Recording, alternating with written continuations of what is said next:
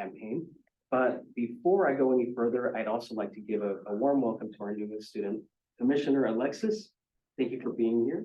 And I'm not sure if you had a chance to make any welcome remarks at the last one. If you have, I'd like to give you that opportunity right now. I'm just really excited to be here and work with all of you. I look forward to continue advocating for our students.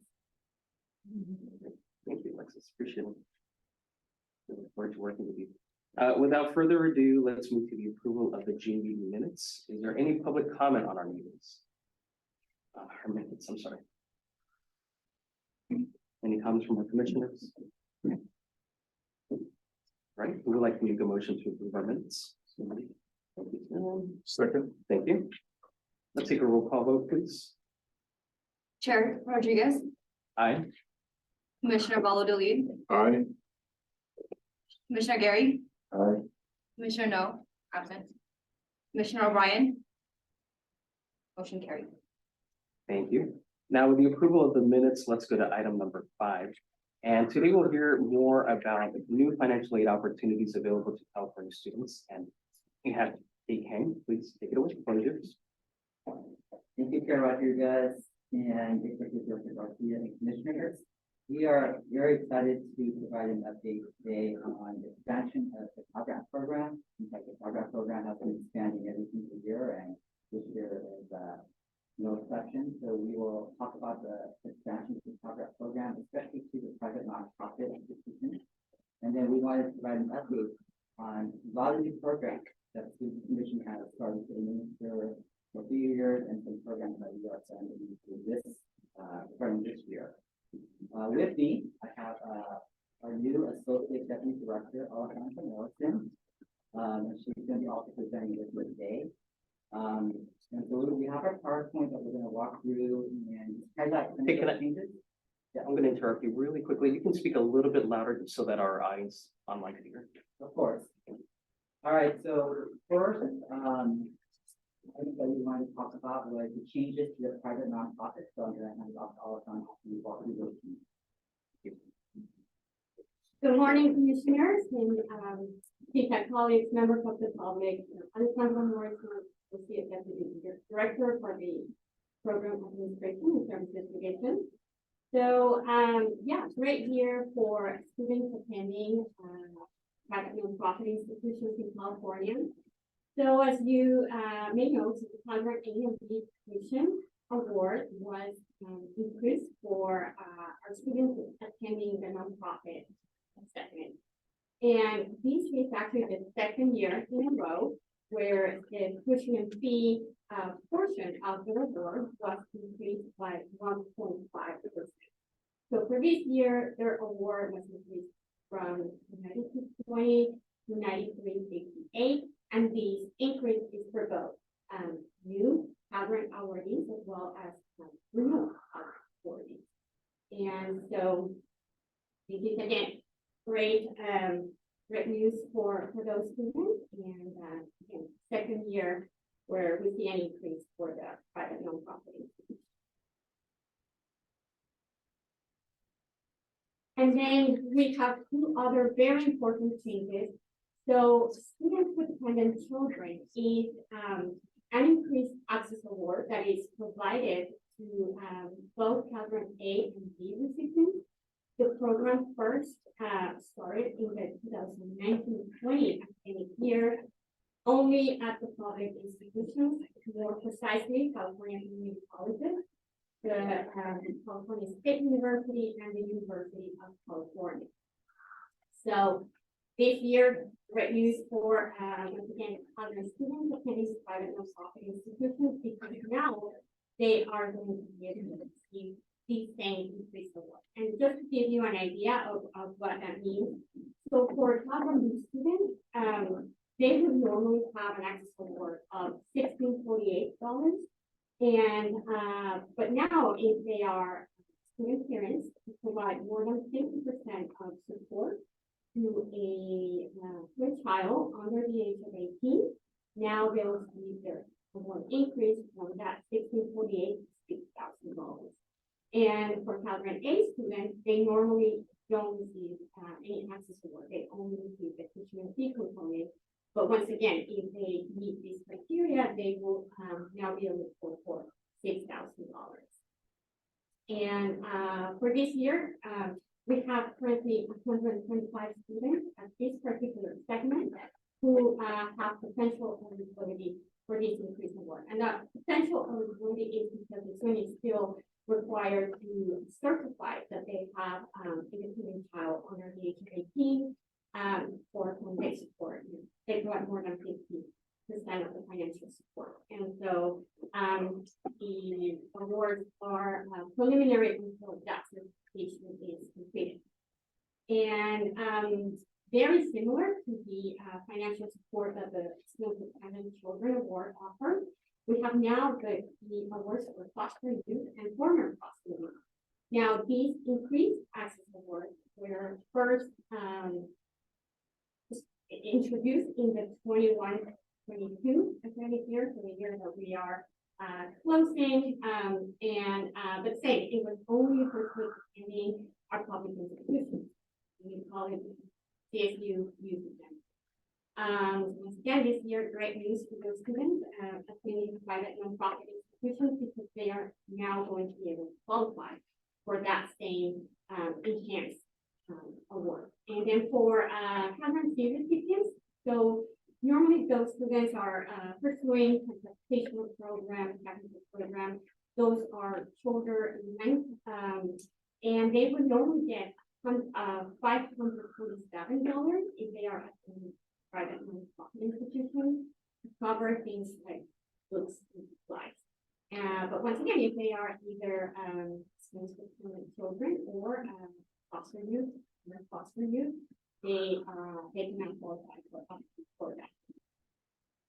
And so all in all, there's for the private nonprofit institutions. The next item is the Children's Services Program. Sorry, were you? No. Any questions on the, Oh, yes. the nonprofit changes? Questions? So moving along with the DreamHack Service Incentive Grant Program. So this program was first introduced in the 1920 academic year. However, due to the COVID-19 pandemic, we struggled to get that program off the ground. And so funds were reallocated to provide emergency grants to undocumented students at public institutions. And in 21-22, it was restored, and we were finally able to get it off the ground. And so these programs incentivizes undocumented students who want to do either community or volunteer work, and then they can be awarded a grant for that volunteer work. In the 21-22, the award, the annual award was for up to $3,000, and we only had 146 applicants, and 92 who actually went through, completing the hours and giving payment to get those payments out. And here is the distribution of students. We tried different things to promote the program. We heard about some limitations. Part of that limitation was definitely the hours required. So the student must volunteer 300 hours per year to be able to receive the award. And the hours have to be completed any portion. And the awards were prorated based on enrollment status, but the students still had to complete 300 hours even if they were only enrolled half-time. But if they were enrolled half-time, they would only receive 50%. So all in all, it was definitely challenging for some of those students who would have been able to qualify for the award, where with the limited time they have going to school and then still getting to work, they thought that those hours, although the volunteer work would be great, they rather just work those hours and although, receive a little more funding, continue their education. The other struggle that we heard about was that because it was, a new program, not all campuses had, the opportunity on campus. And, it was just hard to find organizations that would, be ready to provide the volunteer, work for them. And so those were some of the challenges. So, for 22-23, we want to go to there are some very important changes in this program. So first and most important is that the award was significantly increased. So it went from $3,000 per year to now $4,500 per year, which is, I think is going to be much more attractive to students. And then the next very important item is that the legislature removed the duration of those awards. Now, if you complete the 300 hours, you qualify for the full award if you completed all those hours. And so we don't look at the enrollment. So even if you're going to school part-time, again, you complete the full hours, you get the full award. And another important change was that this program, to qualify for this program, our DreamX students have to meet program B eligibility. But in the prior year, they actually have a program B award. So some students qualify for both A and the B, and depending on the institution they choose to attend, sometimes the program A is the most beneficial award for them, sometimes it is the program B. So for those that where program A really makes sense, they were now faced with that dilemma. Well, if I want to participate in the program, then I have to work with my school and to change the award. So and it is a process to get that switch from A to B or A, and so now we don't have that situation. If it's really a recipient that needs the eligibility of the program B award, then they can still participate. And they don't have to deal with the award. The number of eligible, number of participants that we can have in the program was decreased from 2,500 to 1,667, and that was because there was no increase in the overall funding, but just they increased the award amount. We have to increase the number of participants, and we still hope that we see many more students participating in the program, and we hope that 667 available grants would be sufficient to cover that payment. It also sets the minimum grant per semester or quarter to $450. And lastly, it was determined that any unexpended or rental funds from this program will be transferred to UCNPSU to support the California Dream loan program upon order of the director. Can I just quickly throw up a technical issue? So we're having people tell us that they're not listening or the noise is muffled. You can just raise the volume just a little bit. It's not you, but yeah, if you can just raise it a little bit. Yeah. We'll try to fix it. Thank you. For that. And so those are the main changes introduced for the 22-23 academic year. Go to the next slide. In addition, there is now another program, California Volunteers Partnership, that provides additional financial opportunities for students participating in the California Student Services.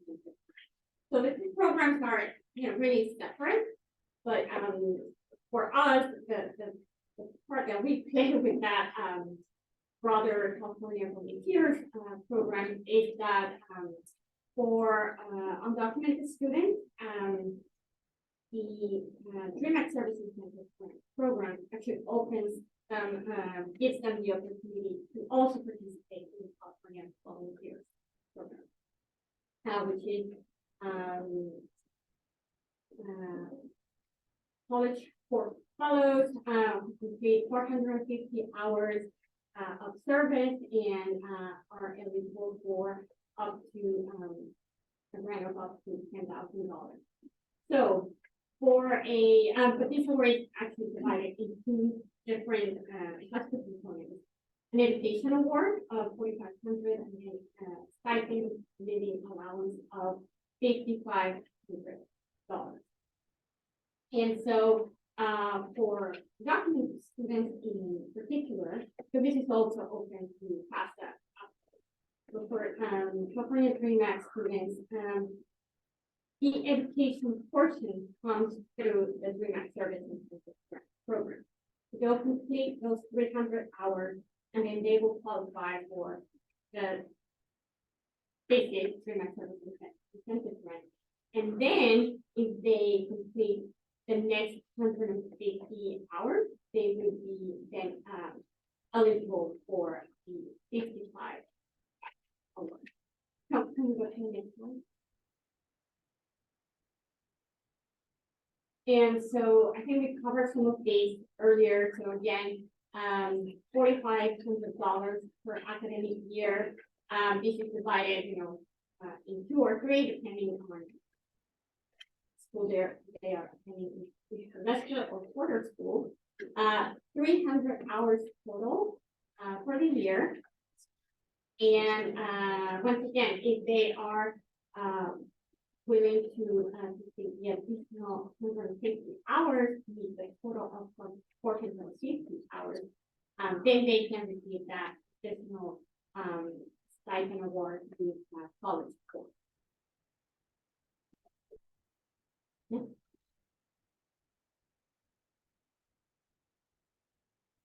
So eligible students will be determined by campuses that are participating in these programs, and the fellows, of course, won't meet the requirements of the college support and basic programs. They need to both, and one of them, of course, is to attend institutions that are participating in these other programs. Not all institutions participate in it. And then campuses will facilitate the basic workflow for college support fellows. So we'll make sure to send, when the student completes the hours, we'll communicate with that campus and say, so for the education portion of the award, the student has completed at 300 hours, they have received the payment, so they are now moving on to those additional 150 hours so that they can be then eligible for the additional award. And that's it. Just a quick question on that. Yeah. So for reporting purposes, who is going to count that one student? California Volunteers or the Student Aid Commission? That is a great question. We will definitely count them as part of the Dream Service Incentive Grant Program. I am not sure I'm assuming they'll have them in that column as well. So probably on both.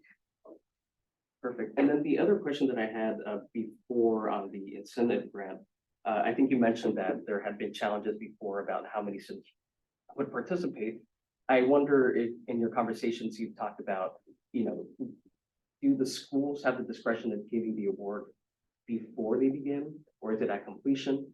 Because I would imagine that if I'm working, I'm a student, I can't wait to get money until after 300 hours or however many hours. Yeah, so they can receive partial payment, but only for, so if they are attending a semester school, they have to complete the first 150 hours to get that first portion of the award. So, yeah, payment is after completion of the volunteer hours, and that is how it's stipulated in the law. So that's how we're going. Now, we have worked definitely with our partners, institutions, and we encourage students that maybe if they can get most of those hours in the summer instead of the start of the fall term, And, we would be able to apply that to the whole month, soon as they actually complete that first portion of the, hours required. Thank you. Do you have a question? I do. Sure. I might have missed it before. Although my teacher was on. All right, I might have missed it. Some of us, so can they determine the payment? Because I know like some of our council programs, the hourly payment, like is it already predetermined in the, is it minimum wage, or can each group determine how much a student can earn per hour for this? Because I think that is also clear, in addition to working 150 hours before collecting a check, how much when there's other opportunities. You know, with students in the household, learn how to do fast or college applications, or go and work at you know, let's say a restaurant. You know, I might just go there. So then who gets to determine how much they make an hour? Yeah, well, the grant is set, right, so it's a set amount, which now increased to 4,500, so once again, much more, attractive for students. Yeah, many students just, you know, when they say, well, 150 hours, if I'm not enrolled full-time, I may not even qualify for any $1,500, so many decided it was the biggest thing to both work and, you know, what the students meant. There is, of course, they still need to meet financial needs. So if they don't have enough need for the school award, they will just get the portion that they have need for, which is rare for pretty much students. Most of them will have enough need in their package. But we do, so as part of the process, the student meets with the financial aid office prior to starting those volunteer hours, just to make sure that they understand that they still need to meet all the grant eligibility criteria. They still need to meet the staff and be enrolled at least on time. And so all of those, you know, requirements that we have for all other students. Pardon? If I can just add on and correct me if my memory is not serving me well. So if I recall, the original grant was 3,500, and the, 3,000. I mean, 3,000. Okay, and then it was increased to 4,500. And the justification for that was so that it could equate with the prevailing wage, right? And to also align up with the California Volunteers Program, so that there wouldn't be a disadvantage for students participating in this program. So it's supposed to give them the prevailing wage, Commissioner Cifuentes, based on the 150 hours. And that was definitely an inequity that was baked into the original proposal or statute, and it got addressed in the legislation. But it's still, there are some challenges. I mean, it's still, they get, and it's not a jobs program, it's a service program, because obviously for this population, that's the only thing they would be eligible for. And to that, the commission and this team had been advocating to increase that. Thank you for doing that. Oh, Commissioner.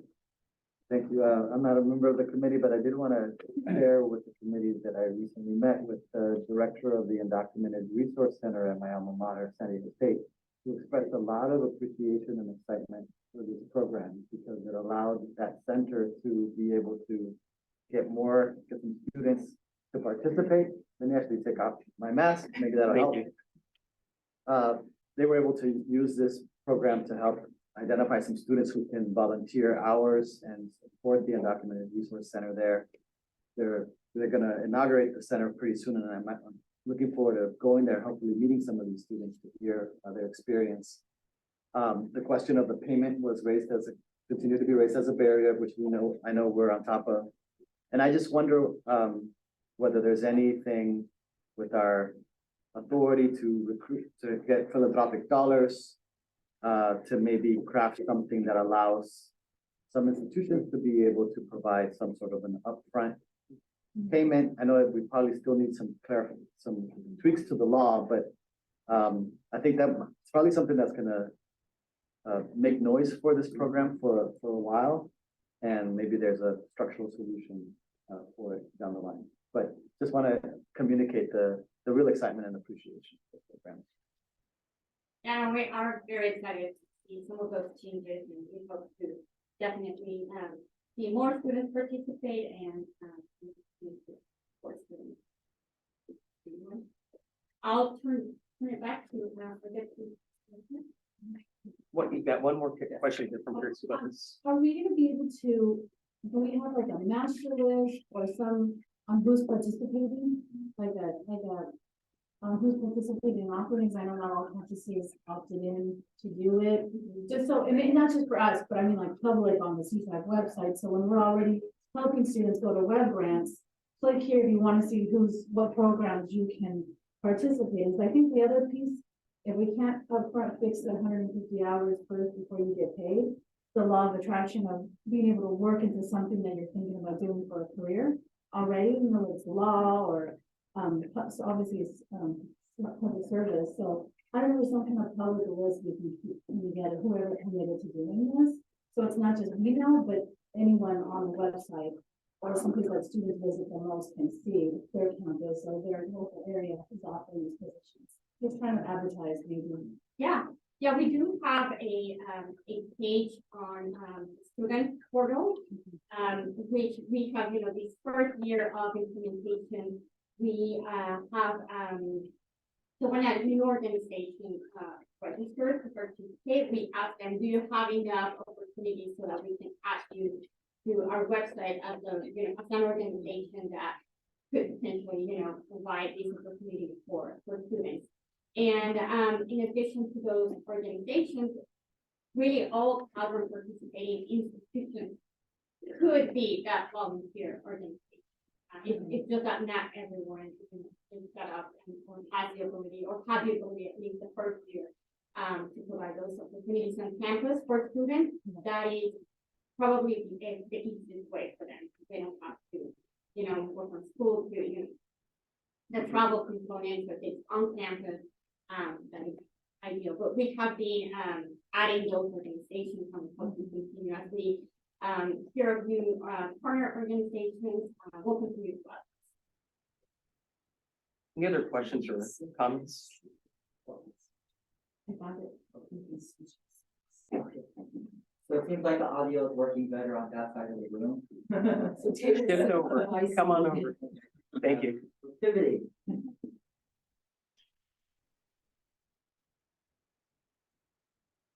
Thank you for that update, by the way. Right.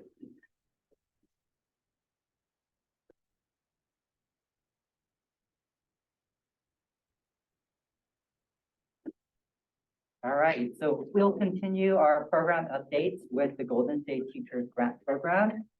And the Golden State Teachers Grant Program is designed and targeted for students who are seeking to receive a credential or a certificate in the teaching professional preparation program. And we have seen this program really evolve and expand over the last 4 years. And as Alessandra mentioned, with the California Dream Act Service Incentive Grant, that program was initially supposed to launch in 1920. And so was the Golden State Teachers Grant Program. But because of the pandemic, it was pushed out to the 2021 year. That was the first year of the program. And that first year was specifically targeting applicants who were seeking a special education credential. And now it's expanded in the 21-22, expanded to the students who are seeking credentials in the high need field.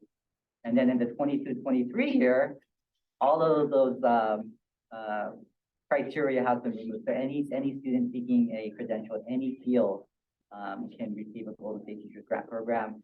It is a $20,000 grant, one-time payment for any program. And I'll walk through some of the components of the program.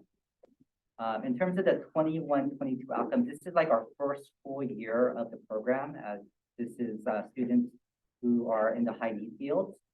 You can see that we received about 4,000 total applications, and we paid on about 2,700 of those students.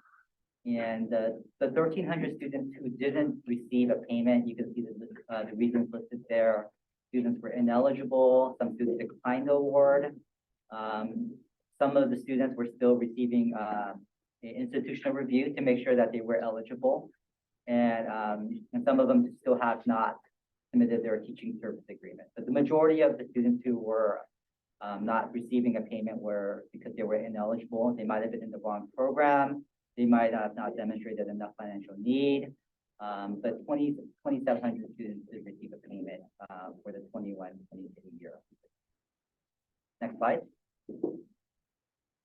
22-23. So here are some of the significant changes for this year. So it removes the high needs field requirement for preliminary teaching credentials, which is great. So it's basically any student seeking a credential can now apply. Expands eligibility to those pursuing a pupil personnel services credential. And these are credentials that we're learning exist. So the pupil personnel services expands to school counselors, social workers, school psychologists, child welfare workers at the high school or the school, the K-12 school. So really expanding the type of credential. Students must complete their program and obtain their credential within 3 years of their first payment. It used to be that the student had to complete their credential within the first year. So now it's expanded so that if a student takes a leave of absence, something happens where they cannot complete their credential program, they have up to 3 years now to complete it. Funds can be paid over multiple years, not to exceed $20,000. So similar to the last bullet, so students who are not able to complete within that 1 year, they can expand their payment over the multiple years. It used to be that it had to be dispersed one time in that first year. Requires the commission to post a priority list by April 15th annually, and we have a partnership with the California Department of Education, CDE, where they provide us that priority list every single year because that changes on an annual basis, and then we post that priority school list on our Csac homepage by April 15th of every year. And a big one here is expand the time frame to work for 4 years at a priority school from 5 to 8 years. So as we have seen, a lot of teachers, they experience attrition. First year of teaching, second year of teaching is very, very difficult. And so this allows the student or the teacher to complete their service or their teaching service from 5 to 8 years. So they have up to 8 years to complete without having to repay. So if they teach for 1 year, take a couple years off, and decide to go back into teaching, they can do that up to 8 years. Next slide. Expand the application to students who have applied for enrollment in an eligible professional preparation program. So this is really just aligning the Golden State Teachers Grant Program to what we normally do for traditional financial aid. The students are typically applying for college, and then they receive their preliminary award. This is the financial aid we're going to receive. So this is aligning that the students who are applying for credential programs, they will now receive their Golden State Teachers Grant in their award package. In the past couple of years, it was always after the fact. They had to apply, they got their financial aid award notice, and then they would apply separately for the Golden State Teachers Grant, and they receive the $20,000 afterwards. Now, this $20,000 will be part of their financial aid package and their preliminary award notification. And then opening the application for the following academic year on September 1st annually. So we opened the 22-23 application this year in April.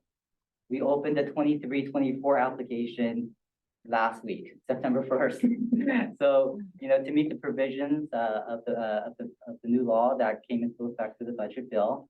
So we have 2 academic years that are currently open right now, 22-23 for students who are seeking a credential in the 22-23 academic year, so right now, and then 23-24 for students who will be seeking admission into a credential program in the spring next year. Okay. Next slide. Can I ask a question? Yes. Can you confirm, Tay, whether this is the only program designed for graduate students that we offer? For graduates. Because they're credential students. Yeah, it sort of depends. Some of the credential programs are considered to still be in that quasi undergrad and graduate. And it also depends on whether or not the student is seeking a blended program, seeking a credential and also a master's program at the same time concurrently. But outside of their traditional undergraduate program, this is one of the few programs that does provide financial aid to students after they've completed their bachelor's or associate's degree. So that's really significant because most financial aid programs around the country do not fund graduate students. And so this one, particularly with the teacher shortage, it's a really strong message, which you're going to get into right now with your next slide, which we hope to really amplify and put out there that this is the really generous benefit that California offers to students on the front end of their program. Yes, I will say for the 23-24 application that just opened last week, we have 32 applications that have come in.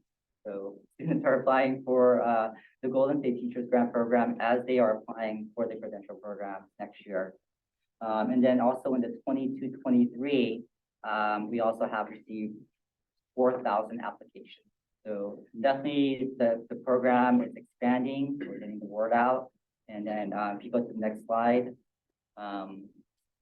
we talk about the marketing plan. There is a social media toolkit that is available on off of our homepage. So it has a lot of good information about providing marketing materials and getting the word out at the different campuses, at the LEAs, or any other space where teachers might be interested. The big one is that we're also in collaboration with the California Department of Ed and the Commission on Teacher Credentialing and the Governor's Office to post a joint press release with the Governor's Office to promote the Golden State Teachers Grant Program, and also with CDE, and we're hopeful that Superintendent Tony Thurman will also be present to really promote the program. And that's scheduled for later this month. And then we're also working with the various groups to send out a communication in their respective networks to really promote the program and target students who may be interested in the credential program. Okay, and then obviously in the works is the expansion of our social media campaign, so which is the TikTok, the video content. I hope I'm not having to do the TikTok. Marlene's a little bit more hip. Marlene's a little bit more hip, so she may end up having to do it. So yeah, we have our marketing outreach team who's in providing the social media campaigns, and they're looking into the TikTok space.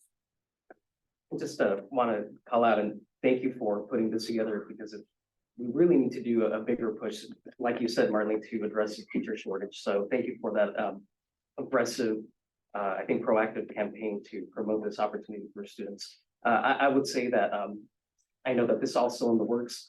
If there's any way that community college students could also learn about this as a transfer out at the community college level, we'd love to promote this as well.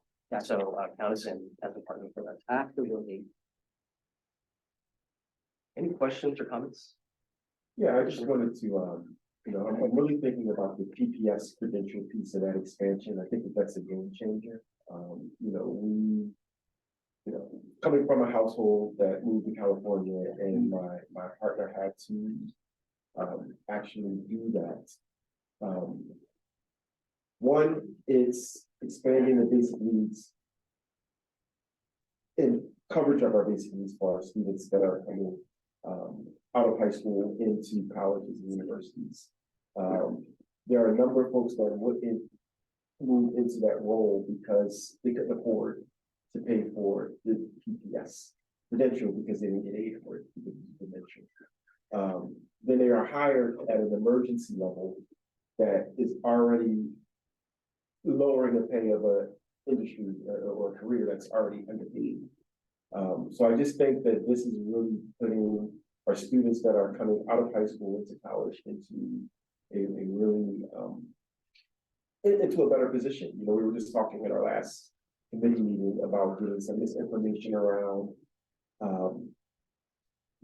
housing options and things of that nature. So to have someone that's really able to be trained and transition someone into the college level from the K-12 level is great. So I just, the more that we can also advertise this sort of outside of the box most people aren't thinking about paying for these credentialing programs and things of that nature. So I think the more that we can push that, also would be beneficial.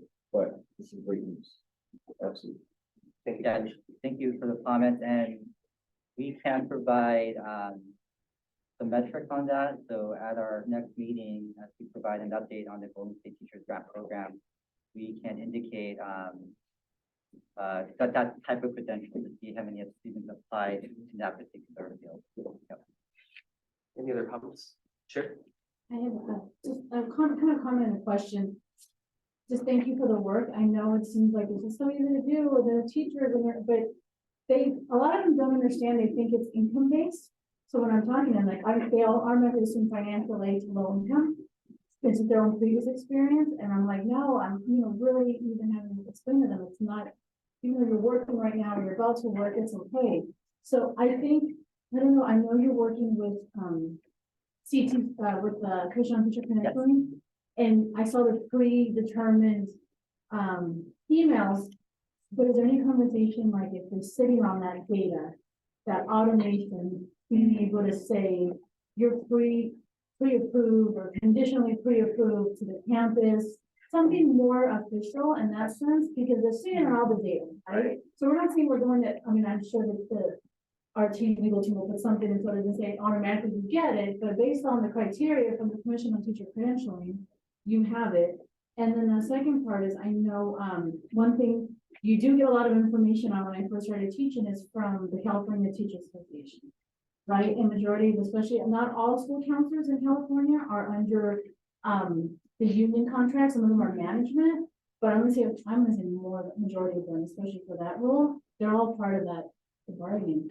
That's the association for the state, right? So I don't know if that's that relationship, and that's one thing you get a lot of information on when you first get hired, Right. and it's a guaranteed when you're first meeting as a new employee, you get an hour at the table with just the union and by yourself, right?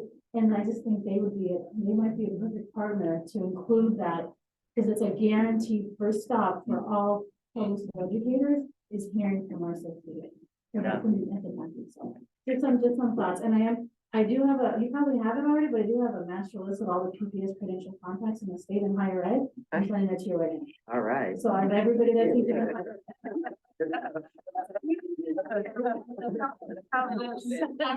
Right. We have to do this in May. Okay. Thank you, Chair. Thank you. Real-time work. Any other comments? Do you have any comments? Questions? All right, next slide. Okay, we will transition now from teachers to undergrad students applying or enrolling at the University of California and the Cal State University. So middle class scholarship. As I shared at the June commission meeting, I walked through the significant changes of the new middle class scholarship 2.0, as we're calling it. And so we have started the activities so that we can start awarding students in the 22-23 year. And the first big thing that we needed was the enrollment information from all 23 campuses at CSU and 9 undergraduate campuses of the UC. And we have received them. And so we want to thank the UC and CSU campuses for really diligently working to get us all of that information. And this is all of their students and all of their financial aid information, because we will need that to determine their middle class scholarship award. So we have received all of those files from the UC and CSU over the last couple of weeks.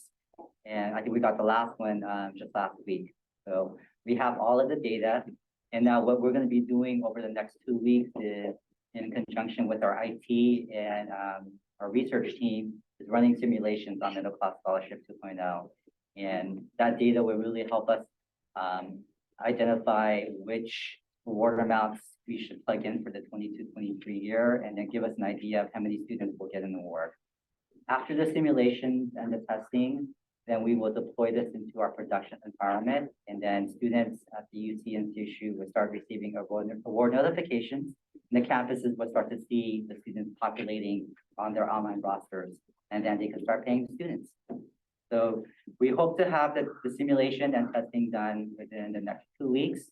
And so by mid-September, middle to the 3rd week of September, That's when we're targeting the award notification for UC institutions for the MCS 2.0. And then campus can start paying them shortly after that. Go back to the last slide. Okay. Commissioner, please. I'm still kind of catching up with middle class Yes. scholarship. Now 2.0. So a basic question is, it looks for me from this update that we determine eligibility based on the information that the campuses give us. Correct. And then award the money. Whereas students don't have to go through the process of applying for it separately to access these funds. Is that correct? That's correct. So for the UC and CSU students, the process is seamless for them. They just apply the FAFSA application. There is no separate application. We work directly with the campuses. They give us their financial aid information, and we have all 400,000 students, and then we process each one based on the data that the campus provides. So to the student, it's seamless. They will receive an award notification from us saying, hey, congratulations, you've been awarded another top scholarship for your enrollment at UC Davis, and here's your award. Work with your financial office to get your award. It seems like the gold standard for how to ease burden on students. Like, and we're running other programs. I'm just wondering if there's something we can learn from that for even the service grants, right? Like, where if we're getting this kind of data, I don't know. Yeah, that's a great Wow, point. we started Yeah. with that, it's, just back to the conversation of letting people know what they're eligible for without having to lift another finger beyond the FAFSA or the Stream Act application, Yes, that's a great point. The more that we can ease the burden on the student, and the more that we can process awards as we do the work with the campuses, yeah, definitely it will put the student in a much better, more efficient process for them, and it's less obstacles to jump through. Commissioner Deck. Thank you. I had a question about the timing of the award release. It sounds like it'll come maybe mid-semester to students or possibly later. So we will start to make award notifications in about 2 weeks. So if we look at the timing of that, most of the Cal States have already started this semester, and then the UCs most of them are quarter, with the exception of 2. So for this semester schools, it will be coming in the middle of the semester, and for the quarter schools, it will be coming at the beginning of the quarter. Yeah, so this is the first year of the changed middle class scholarship. So next year, we'll definitely get the awards out before the semester starts. Also wanted to highlight the last point, MCS awards for community college bachelor degree program. This is maybe not talked about as much, but there is baccalaureate programs at the community college, and statute. The way statute is written, the education code, they are allowed to receive middle class scholarship. But under the old program, which was looking at 40% tuition coverage to determine their middle class scholarship award, the students were not eligible because they were covered by the California Promise Grant or Pell Grant or Cal Grant B. But now that the MCS award is changing from a tuition sensitive award to more of a cost of attendance award, there could be students in the baccalaureate program at the community colleges who will be entitled for middle class scholarship. So we're working with the chancellor's office and the community colleges to determine the universe of students who may be eligible for MCS at the community colleges. Because I think there's 15 baccalaureate programs, and students could potentially be eligible for MCS. Yes, that's great. What are you predicting is going to be the increase here in the number of students served by middle class? Oh, yeah, it's significant. It's going from 60,000 now to about 350,000 Wow. with the 22-23, because So much more than all of the Yes. other programs we did for low. yeah, because it went from about $117 million appropriation to 632 the first year of the program.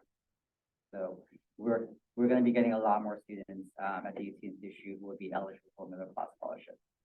Can you remind me the thresholds?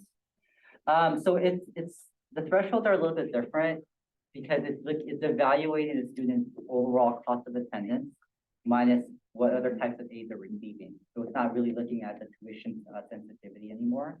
So we have a calculation that would look at the student's overall cost of attendance that's provided to us by the campuses, and then the students' other types of financial aid they're receiving. And then from that, any remaining need, they will get a portion of the middle class scholarship. So we don't necessarily have the ranges quite yet, and that's where we're hopeful that the simulations will give us some of that data, so we can start predicting which type of students are getting the MCS awards and how much they're getting. If I can add a point just for context.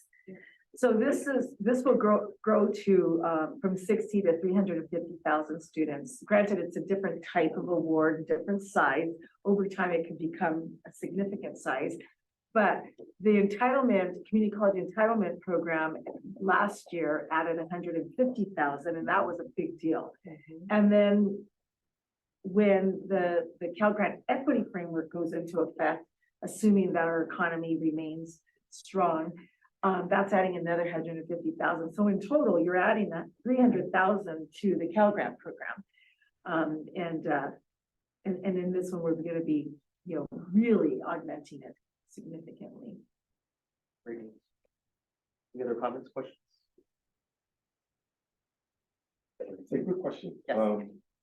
So if we're looking at the aid that students are receiving, I'm assuming loans are included in that aid calculation, or are we only looking at grant monies that We're only looking at gift aid, the grant monies, but part of that formula is a student contribution of 7,800. I remember. Yeah, so it's every student has that in their calculation. So that's essentially the work loan component. I remember. Yeah.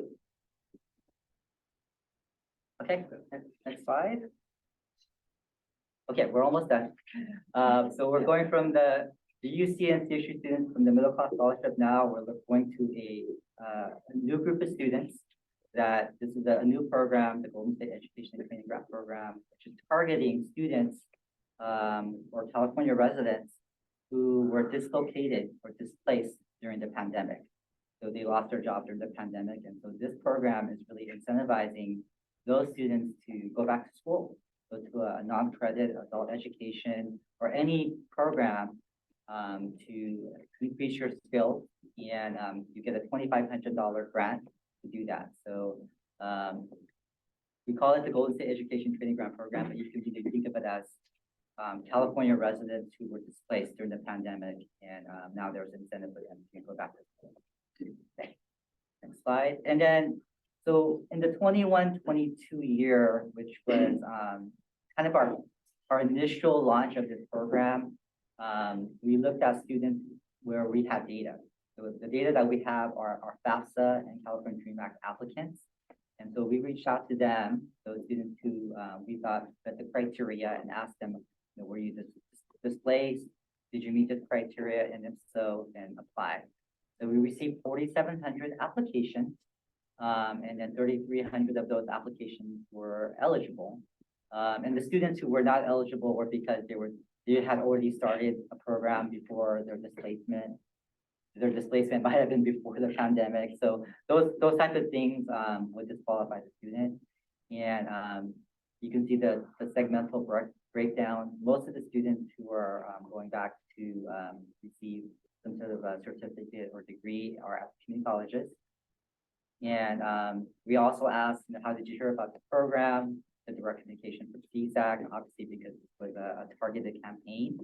And then most of the applicants were at Los Angeles City College. And in fact, we had a great meeting with LA City College, and we talked to their president and their leaders, and they had an amazing team that really took this program and made a concerted effort at their campus to involve the various departments that were helping students and really collaborate together, so that because often, some of the departments don't always talk to each other, and it's going from one department to another. But LA City College really made a concerted effort to make sure that students who are part of this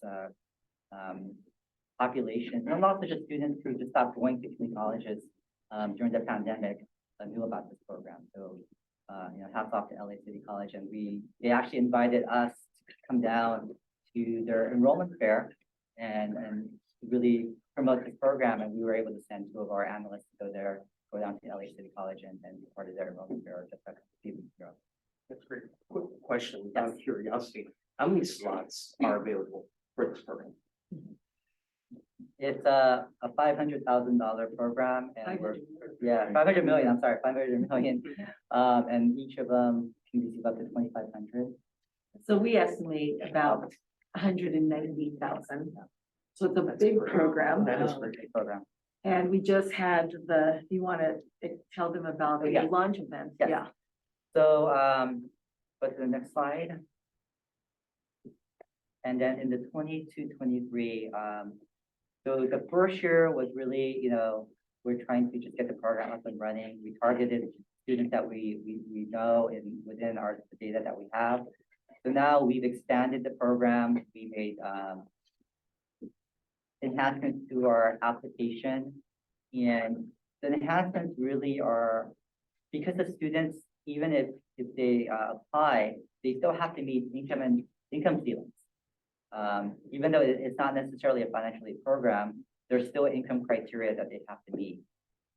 We didn't want those students to have to go through the arduous process of having to fill out a FAFSA application, because we think that once they start the FAFSA application, they're like, I'm not going to fill this out and just walk away. So in order to do that, we incorporated those income questions into the application, and we just really made it simpler. So that the student experience, they would not be just detracted from filling out and completing the application. So we've made those enhancements, and the application went live 2 weeks ago. The other thing that we did, which was pretty much it was a Herculean effort to actually complete this, was that students need some sort of identifier, and for most students, they have a social security number. For the undocumented students, they have a DREAM Act ID number, but they can only get the DREAM Act ID number if they fill out the California DREAM Act application. So that was a big obstacle for students. We don't want students to have to fill out the DREAM Act application because it could be arduous for them. So we were able to create a DREAM Act ID within the actual state education training grant program application. So our IT team was able to put together a pathway so that they can get their DREAM Act ID without having to fill out a California DREAM Act application. Yeah.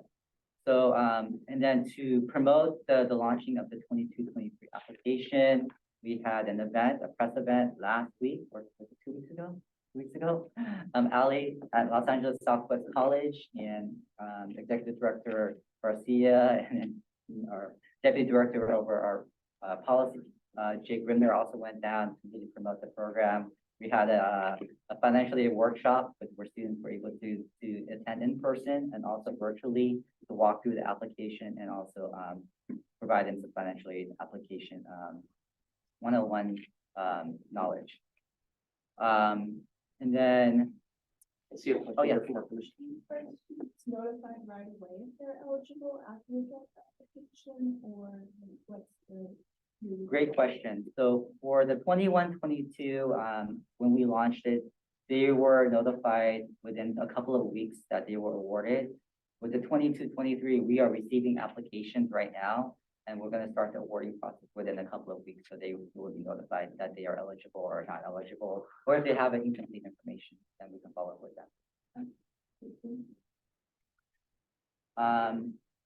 Bullet number 2 is the inclusion of eligible training programs. So we're finalizing the process for the programs on EDD's eligible training program. So these are your non-traditional programs, your non-credit, and also so we're developing that process for them to participate. And we had to develop criteria to ensure that programs on this list were quality programs, because we don't want to send students to a program that would not lead to a job afterwards. So we're developing that intake process. So non-traditional providers would not be eligible to participate in this program, and so we're developing that intake process to get providers on EDD's list into this program.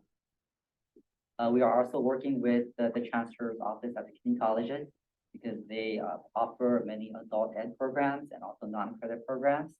and working with them to provide webinars and training for them so that they can encourage their students to also apply for this program.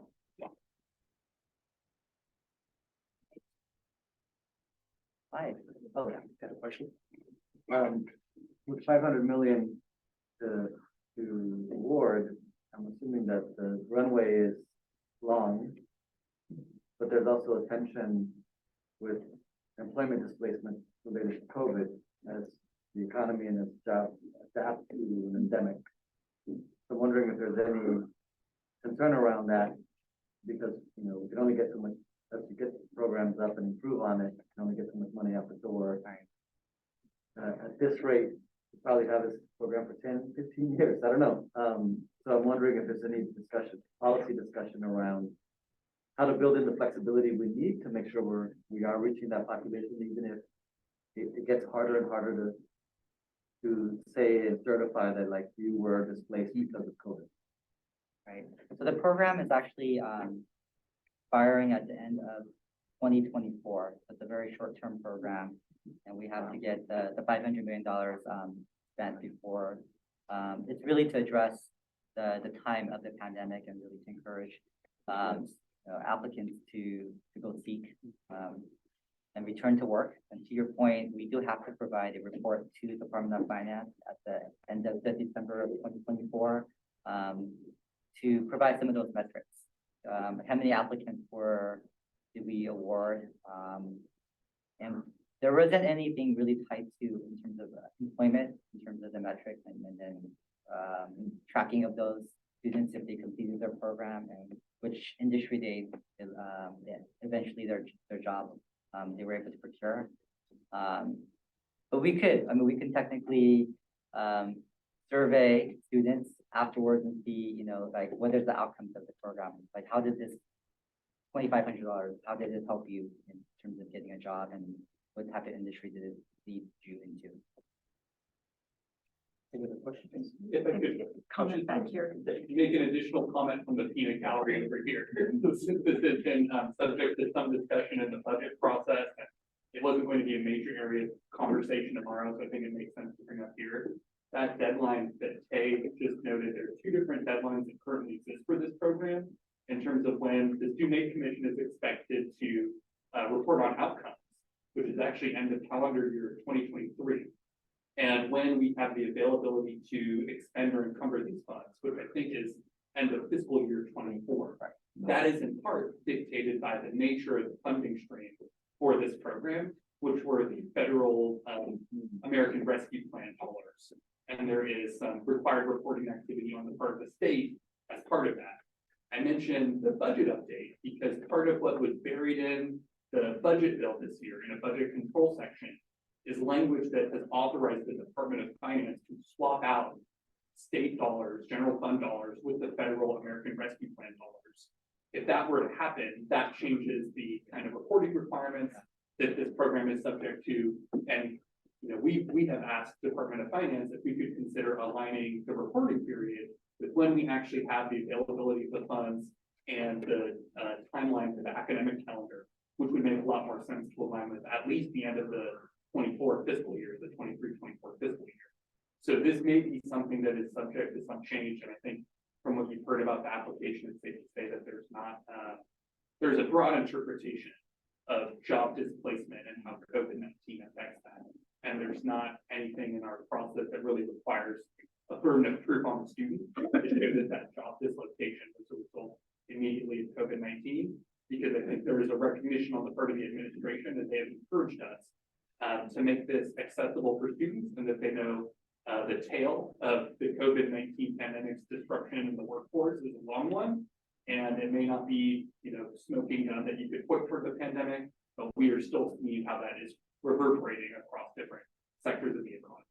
So just some additional flavor to add in this conversation about a lot of funding that we have to address an urgent need, but one that is likely to play out. And I'm going to add an additional comment to this string of comments, because this is an area that we're really trying to understand better as we're building it, as we're running this program, and we're learning a lot. So the question is, this is a lot of money, and at the time that it was envisioned and developed, we did anticipate a huge disconnect between unemployed, pandemic, dislocated workers and the workforce. Well, this economy has taken a lot of twists and turns that we didn't anticipate. And one of them is we have an extremely low unemployment rate. So the question is whether or not it's appropriate, especially if in fact this swap takes place between state and federal funds, whether or not it would be an appropriate conversation if we're to look at this as a longer term job program targeted at adults who aren't necessarily in the California higher ed system, which is really one of the components of this program that has caught the attention of organizations nationwide.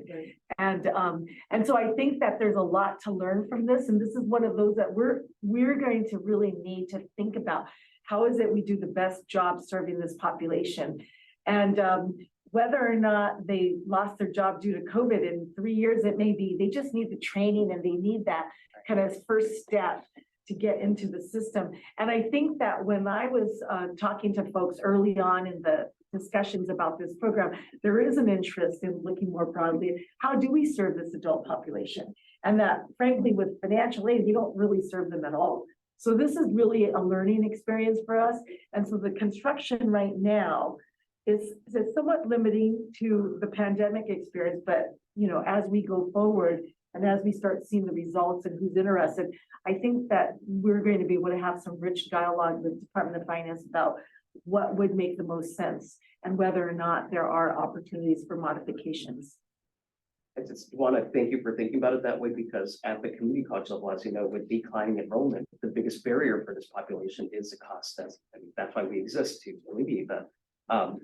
One of the things that I hope that is part of the conversation too, and I really enjoy that second bullet in item number 1, applicants without a social security number or a Dream Act ID can apply.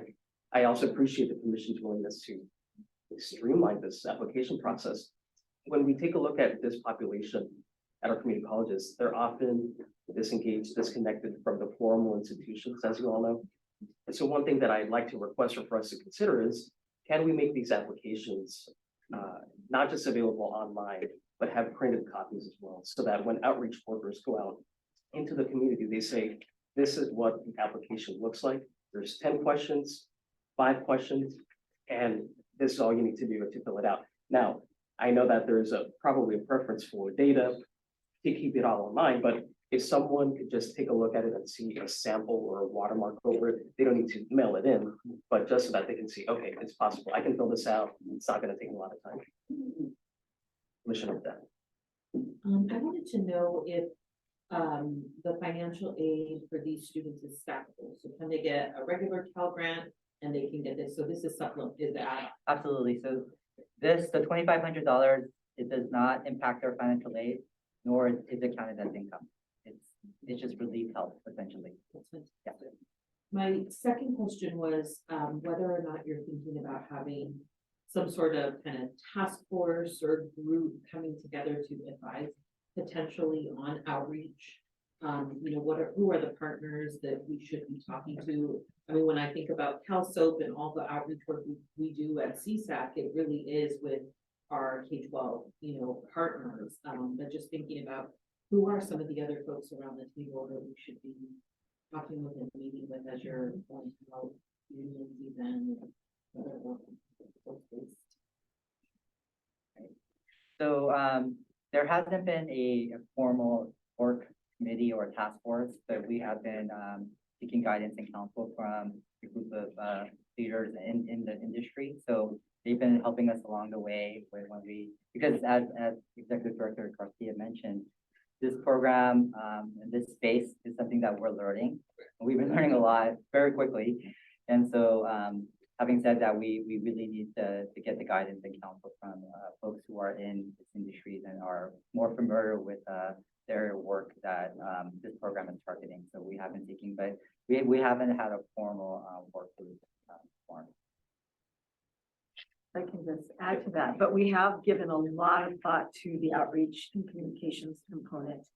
And there is a small carve out specifically for higher ed outreach. and communications.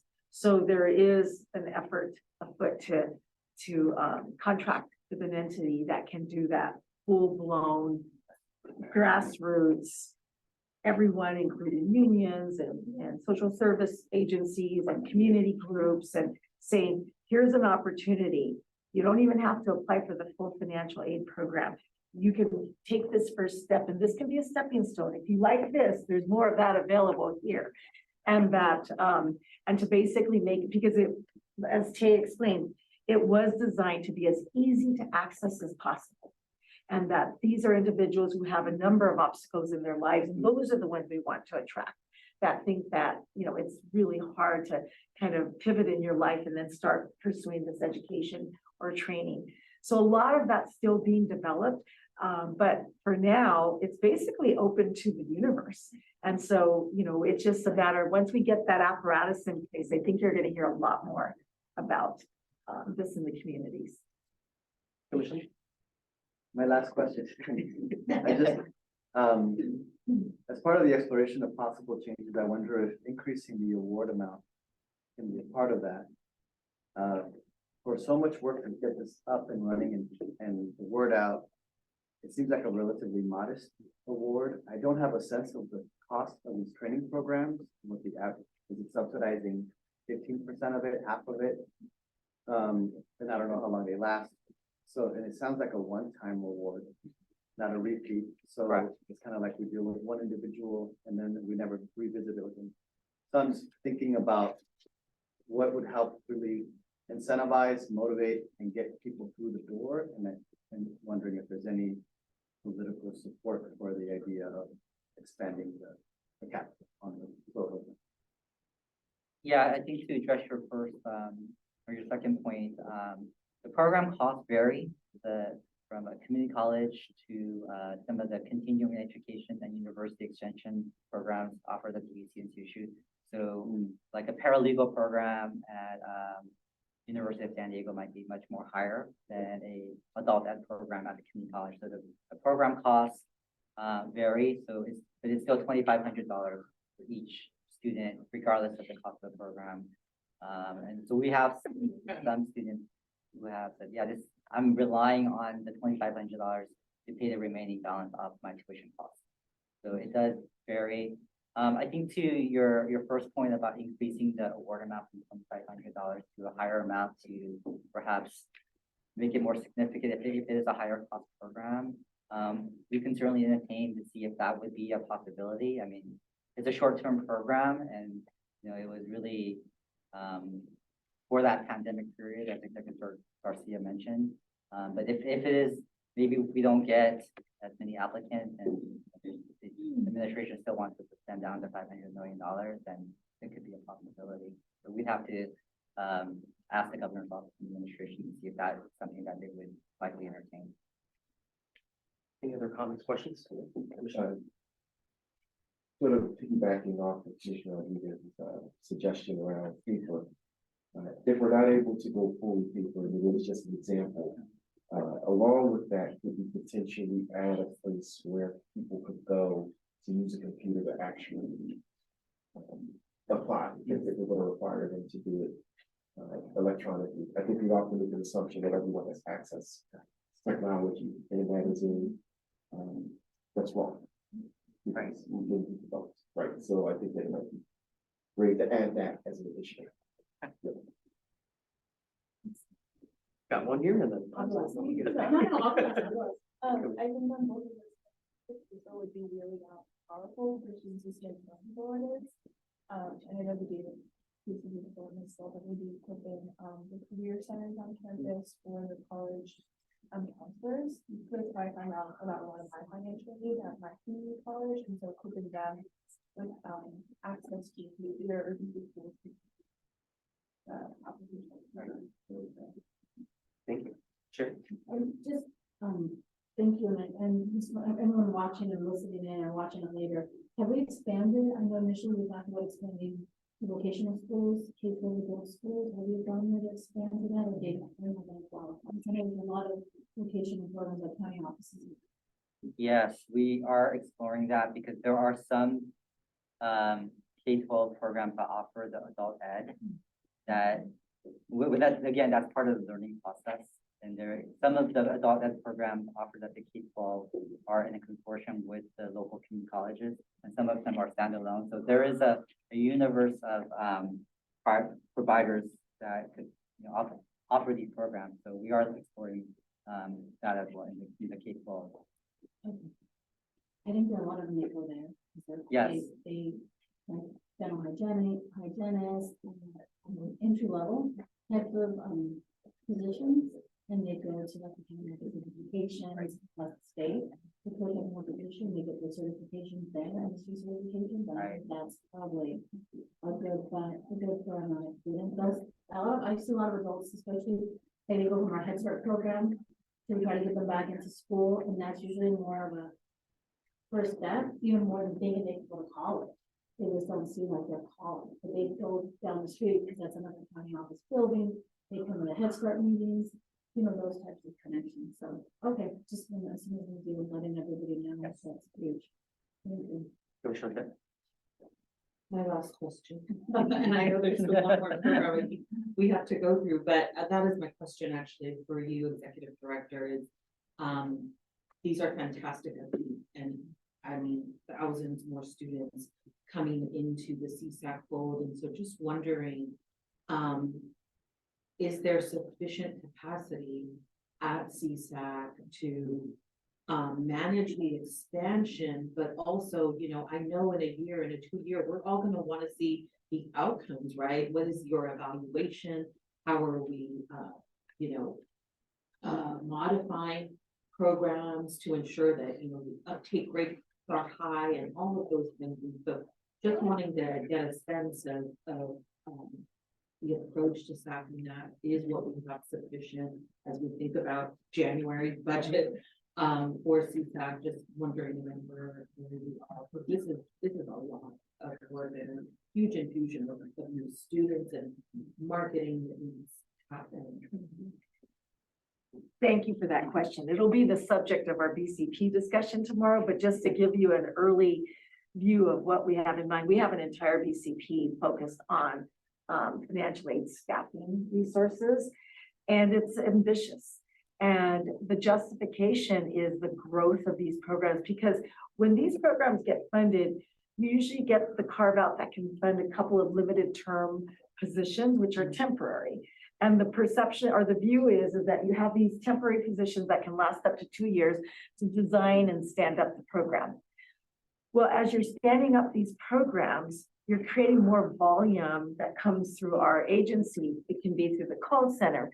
It can be through our institutional requests. We're going to get all kinds of new questions from institutions. That means all higher ed institutions, K-12 institutions asking questions. And then also on our marketing and outreach, because we want to make sure that people get the word that these programs exist. And in a state as large as California, that is not a simple undertaking. So that's what we're trying to do, is build the infrastructure around not just saying we have the program designer and we got the money for that, but that it impacts the entire organization, our IT, everything. And the scale of this growth and the students that we're anticipating coming through the system, along with the new FAFSA California Dream Match requirement, we're trying to gear up for that. And honestly, we're really trying to prepare for getting through this next year and hopefully getting that kind of ongoing support so that we can amplify these programs in the way they deserve and support the students' questions in the way they deserve. And, that's something that we're focusing on right now and trying to prepare for within, the funding we got in this current budget. And we did get more funding. So, but it's a big, growing job. And to that point, I was going to mention something to that effect as you're talking about future webinars and getting the word out. And I'll say, for my colleagues at LA City College, I'm so happy that they're getting the word out about this program. I just wish that the Inland Empire was also there, Central Valley, Northern California. But to your point, it takes capacity. We need to have more boots on the ground, whether it's partnerships, which we have very strong partnerships through the commission CalSOAPs, but I completely support the idea that we need more staff capacity. So are there any upcoming webinars and are there any upcoming events in Inland California? We are putting the schedule together for the webinar with the Chancellor's Office, colleges, and then we're planning to have 4 webinars with them, and then we should expand and have additional dates. We are in training season right now, and we're going to get a full update tomorrow on the all-in for FAFSA. Half of our training team is out on the field now doing the statewide workshops as well. So in terms of capacity, we are training and all hands on deck in terms of providing those trainings. For this program in particular, we did not use existing staff other than, the leadership team, executive director, myself, Jake, and we all been pitching into to get this program. But in terms of the operational, we actually are 2 limited term positions because we needed to get the program up and running and we didn't have existing staff. So many of the new programs, we were able to hire limited term positions. And that really is the focus of our budget change proposal, is to, for sustainability of the programs over the years, is to convert the limited term positions into more permanent positions. Any other questions, comments? Okay, so let me finish up with the Learning Aligned Incentive Program, switching our attention from displaced workers to students who are attending UC, CSU, and Dixon College. This is a work-based program similar to a work study program. You can kind of think of it as a stage work study program. But really it's focused upon work that the student is doing that will lead to a job after graduation. So it's meaningful work. And it's really to promote college affordability, to close that gap of the unmet need for students. We talked a lot about student loans and work study. So this is another program, $500 million dedicated to this program for students who are seeking to work in a field in their academics, so that immediately after graduation they can pursue, then they have that work experience built in. The funding was from 2 different budget years, 21, 22, and 23, totaling the $500 million. And then again, we have used 2 limited term analysts to help really oversee this program, and they've been doing a great job working with the institutions, building up the handbook, FAQs, meeting with them on a weekly basis to really round out the program. Next slide. And you can see the breakdown of the 98% institutional participation. So 144 of the 147 available public institutions are participating and totaling the $497.5 million. The additional $2.5 million, that is the administrative carve out for Csac to administer the program. But yeah, almost 100% participation, and I'm happy to share that we got the funding out to all of the 144 institutions last week. We worked with the State Controller's Office, the Treasury, and also Lily's team on our fiscal administration service side to get $497 million out last week. And seems like a lot of money. Yeah, so we were able to get it out. Yes. Campus collaboration has been amazing. So each of the campuses that are participating, they have designated a learning aligned employment coordinator. So they have a designated staff person that we can work with. And that's been part of just the work group and just working with them. And our analysts, Libby Rafferty and Judy, have been meeting with them. And now they also have a weekly coordinator meeting with them. Just any questions in terms of, because the campuses are the ones that are responsible to really launch this program at their respective campus. And a lot of questions are coming up. So they have coordinators meetings on a weekly basis. And then they also have Q&A hours, so like drop-in hours. So just anytime those drop-in hours that the coordinators have questions, they can drop in and ask questions about the program and best practice. 2 questions. Go ahead. No. Good. So this was a voluntary program. It was a voluntary Wow. program. Yeah. Congratulations, 90%, that's great. The other question that I had, so Learning Aligned Employment Program Lead, is this like a federal work study program at the state level? It Is that a has, fair comparison? it is a fair comparison. It has many of the same attributes as federal work study. I think the biggest difference is that for the federal work study, you can get a job at, like a campus job that could be unrelated to your work or your academic major. The Learning Aligned Employment Program is really targeted so that you're doing work that will help you in your major that you're studying, and also help you in your work experience so that you can get a job after you graduate. And it's not to say that federal work study program doesn't do that, but work study, the Learning Aligned program is very, very specific in the type of job that a student can secure. And you had a I was comment? just gonna add a comment to it, just a little, so this program, it's designed to be very career oriented. And it's designed for underserved students from, ethnically diverse background, very low income, first generation, students who experience unhousing, to really provide them the opportunity to not just get a job, which it does, but to also gain that career experience, that professional experience, and to start to build that social network that oftentimes other students who aren't first generation, parents can help them with that, parents, friends, neighbors can help build that social network. So this is really to plug them into, the vision is into jobs related to their course of studies, and with an emphasis on STEM. And that if they are working within the campus, that it be focused on a research job. So they really tried to narrow the options on a campus to working as an administrator, helping with, whatever a campus needs, because that's a lot easier. So the pressure has been put on these campuses, and they did a terrific job in recruiting and encouraging campuses to apply for this program, because initially there was not strong participation. But the opportunity for Csac is, what can we do to support the campuses so they can make those connections with those employees that are off site, because that's the hard part. And so this is driving a lot of really interesting kind of 21st century ideas about how do we do a better job of matching students with those employers that need the diversity and those students who need the strong professional career experience. And there are a lot of interesting conversations that are being driven by this program in that space.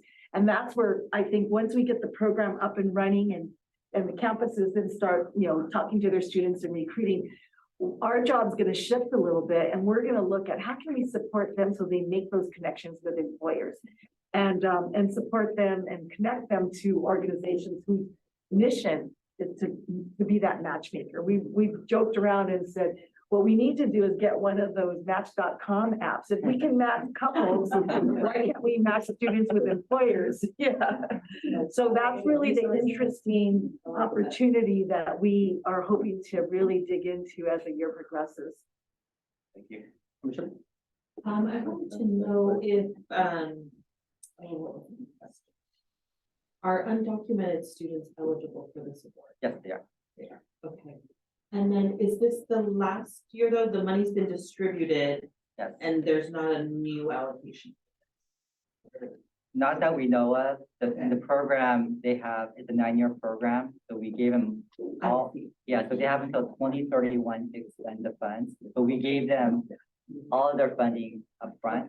And part of that was because there's a 5% administrative cost allowance, part of their allocation, and they can use that 5% to promote the program, market the program, hire staff, whatever they need to do to oversee the program at their campus.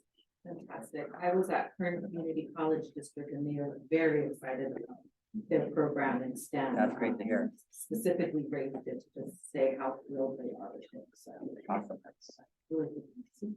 Just to clarify, do they need the word authorization to participate? They do, yes. So a portion Yes, of our. portion of the- yeah. Thank you. Thank you, Alice. Yeah. Thank you. And then the last slide, I know we're short on time. The last slide is with Secretary Garcia, match.com is the outreach portion of it. It really is because there's a network of employers that really want to participate in this program. And this would just provide opportunities for students who may be attending school in SoCal, but then have an opportunity to connect with an employer that's in Northern California. So that's really what we're doing here, is to connect and make those connections with employers, market the program. All right, so with that, we really wanted to provide a snapshot of the various programs that the Student Aid Commission administers. We're not just a Cal Grant program, we have so many other programs that we are administering. And just to a demographic of students all across California, and really trying to target very specific populations and provide opportunities for them to access financial aid. Thank you, Csac. Before we conclude, any final comments questions from the committee? How about from those online? If you want to raise your hand using the hand raise function on Zoom, feel free to unmute yourself if you have a question.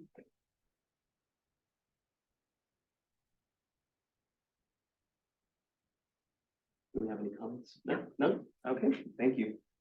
So hearing none, let's go to item number 6. Thank you for that presentation. Thank you both, and congratulations on all the great work. I mean, I don't know how you guys do it, so we're here to support you, and let us know how we can help out. So hearing no other comments on that, let's go to item number 6, new business. Are there any items that the commissioners would want to see at a future meeting? This is your time to let us know.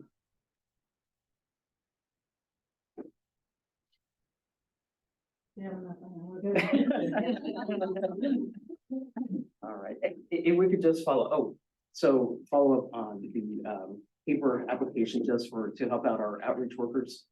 The other one, as we start having these conversations about outcomes on these programs, I'd love to invite students to come in and talk about, I'm one of the recipients of the Golden Teacher Award Program, have them talk about their experience with it. If there's a displaced worker who got one of our grants, have them come either online or invite them to the meeting. I think it would be very powerful to see what their perspective is, and then see where we can, address some of the challenges, or, keep on doing all the good things that we are doing. So more student participation would be my suggestion for future meetings. Any other comments? Sure. Just want to say thank you. I mean, it's really just sad conflict. We're no longer just K-16.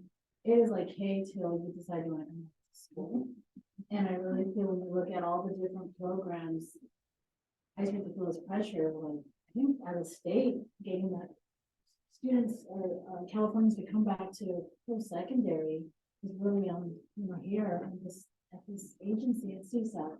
So that just shows that, that commitment or that trust that our legislature, our governor, everyone has in you. I think it's like we need your help to get them back into post-secondary, to get the state ready and, come back from what we've been through. So I just think it's kind of like actions are so loud, I don't hear what you're saying. So we say thank you, but I know it's more work, but that's showing you that trust and that commitment, that we're having, and that they're having the commission and the Csac team and everybody. So just, please, we don't get to see everybody at the office on one of those Zooms, but please thank them, because you're not just, it's not that traditional, you talk about Marlene, that traditional student that just graduated high school and is going to college. I mean, we're bringing back adults, we're bringing back all these different groups, dreamers, and everybody. If you're California, come back. I just want to say thank you. That's a lot of stress and weight. I feel like just sitting here, but I just want to say just thank you. We don't get to see them. So. I want to also ditto that, and these programs, we had time frames, we have limited runways, and we've been really, the team under Tay's leadership and Alessandra's and the entire team, they have worked so hard, and they really are passionate about these programs. So they design these programs because they believe in them. And so I think that's what drives the hard work and commitment. So I too want to share the thank you to you and your teams for this incredible work.